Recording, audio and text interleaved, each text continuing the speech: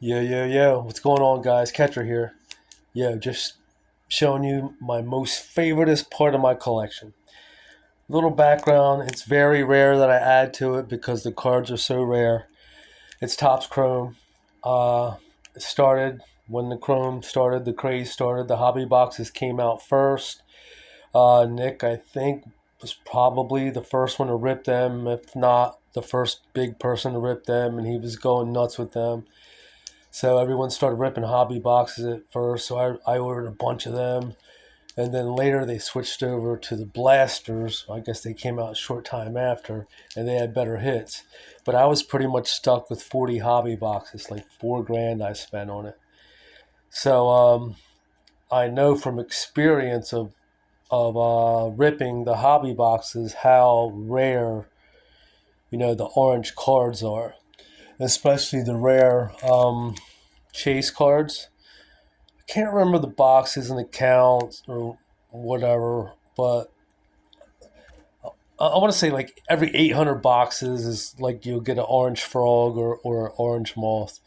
Uh, I could be wrong. Don't hold me to it. But this was 2 years ago. I made the calculation, but still, it's pretty much I knew no matter how many boxes I was going to rip, I wouldn't get any orange frogs.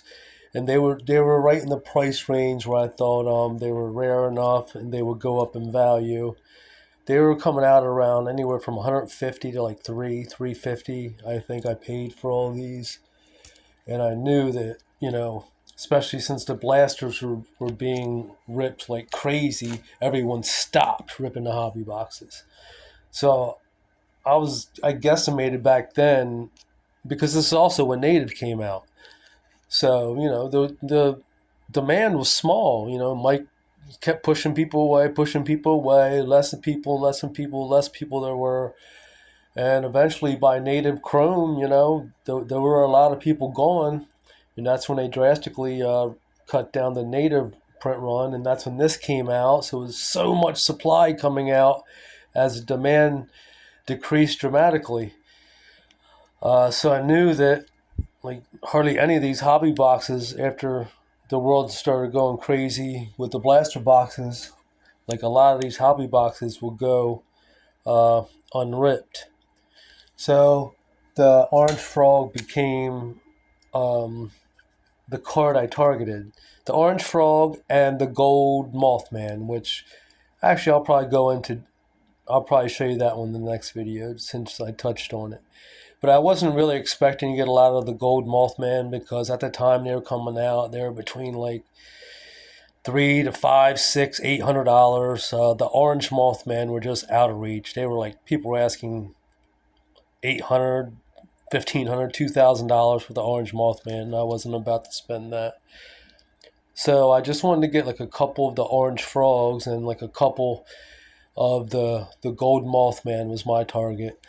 But then it just turned into something else, and like more of these orange frogs started hitting the market in like about a 2, 3, 4 week period of time.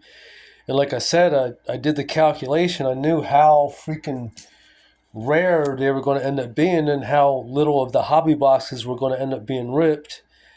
And I grabbed a bunch of them. I bet you these are the ones I grabbed. I think there was 11 of them I grabbed in about the first year and a half. And you rarely ever see them. I know Meta Dave has one of them. I think he actually has the one of 25. Um, but I did grab a couple more. I'm up. There's 11, 1, 2, 3, 4, 5, 6, 7, 8, 9, 10, 11. So I was up to 11 of the orange frogs up until about 3 or 4 months ago. And I was able to grab this one, PSA 8, and then this one. This is the one I just grabbed like within the last month. I've been looking for this card for 2 years. This is the Frog and Flatwoods battle card. Just picked this up. This is, as a collector, when something becomes, you just can't find it, and then you just get that. When you finally find it, you just got to have it. And I got this on the Quote stream for only $125.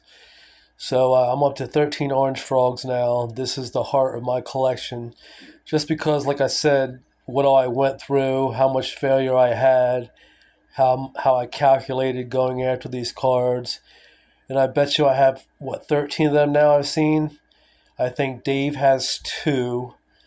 And I bet you, aside from those, all I've seen on eBay in the past 2 years since the Chrome came out, there may have been 5 or 6 or 7 that came out that I weren't able to get or were just too high and then disappeared or something. Or maybe they even came back. They're one of these cards I'm holding now and I grabbed later. I don't know. But there are very, very few of these cards that I've even seen.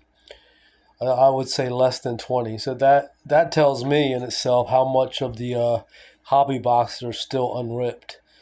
So there's another collector story, the Orange Frog. Definite shout out to Charlie. Thank you for saving MetaZoo. I know there's great things coming. I can't wait for you to open the whole world up to us. And I'm 100% behind you. I can't wait for all the surprises coming. I'm loving the fact that you're holding off on all the stuff. I know not everyone agrees with that. They want to see more and more and more. I guess that's just how the TCG community is. I'm not sure. It's like almost you want to see your Christmas presents before Christmas Day, or you want to see the end of the movie before you even watch the movie. Like I just seriously, and I'm not trying to be critical. I just seriously don't get it. I know teasers are a thing in the TCG community, but the little I know, the better for me, and that's just me. I like to be surprised. I like to be, wow. The more surprises, the better when we're in there and we get the product and we're ripping it, and we didn't see the stuff for a month or two ahead of time. But like I said, that's just me. To each their own. Either way, much love, guys, and MetaZoo is going to do very, very big things. Peace.